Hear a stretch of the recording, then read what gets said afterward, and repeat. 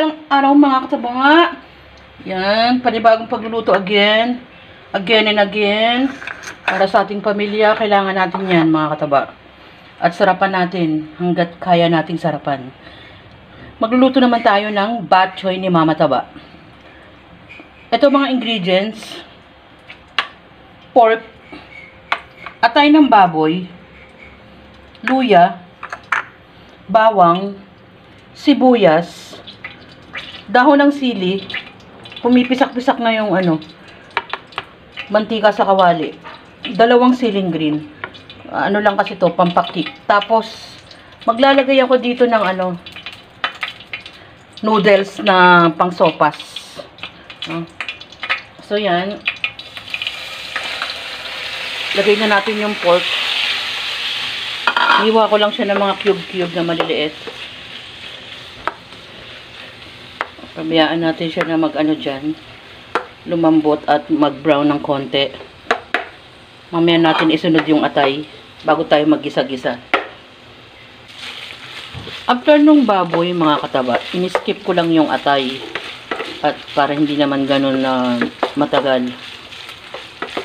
Pinag-brown ko lang din ng konti yan. Pero halos na siya, okay na siya.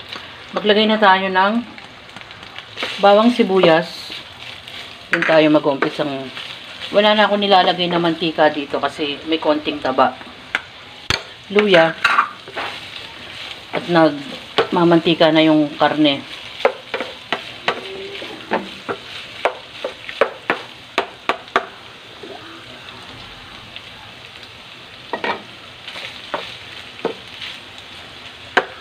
Magdagdag na tayo ng pampalasa. Patis naman ang ilalagay natin.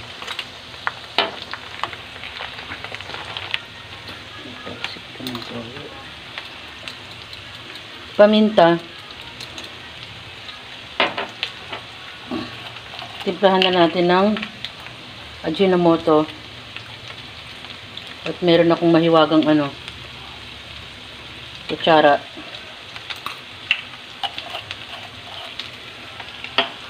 Nangangalay ka na ba? 80%. Oy, sumasagot siya. Maglagay tayo ng patis. 80%. Oh, meron pa akong 20. Ganyan na muna karami. Timplahin na lang natin pag matabang. Alam niyo naman, lagi kong ina-advertise. Di bali ng matabang, huwag lang maalat. Tapos maglagay na tayo ng tubig.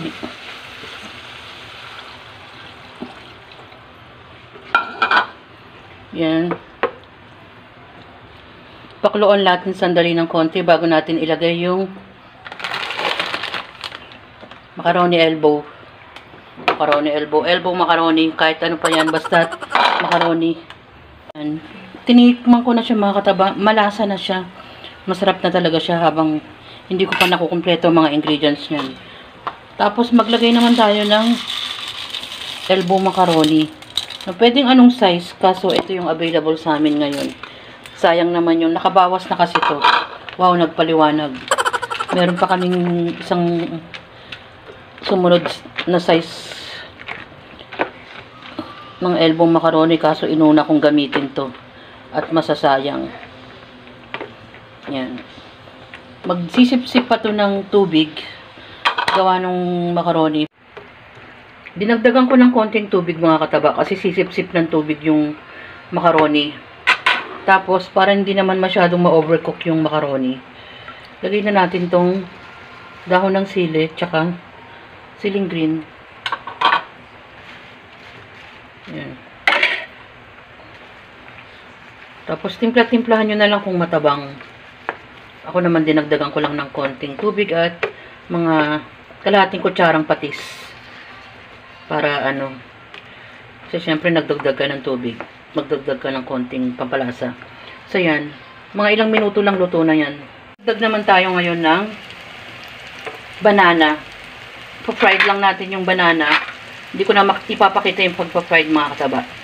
Gagawa tayo ng syrup niyan. Sugar lang, brown sugar tsaka konting water. So yan ang itatoppings natin sa ating fried banana. Dito sa caramel syrup natin mga kataba, dalawang kutsarang sugar lang nilagay ko. Tapos mga isang kutsarang tubig ganun. Para hindi naman malabnaw. Naglagay ako ng mga konting margarine. Yan. Pwede na yan. Kasi pwede na natin patayin. Bok choy ni Mama Taba. Pork atay ng baboy kasama ng macaroni. Gisa-gisa lang mga kataba at nilagyan natin ng sabaw. At meron din siyang gulay na dahon ng sili. Sinamahan naman natin ng banana. Nilagyan natin ng caramel syrup. Yan ang ating magka-partner mga kataba. Enjoy, kumain at maging masaya. Salamat sa panonood!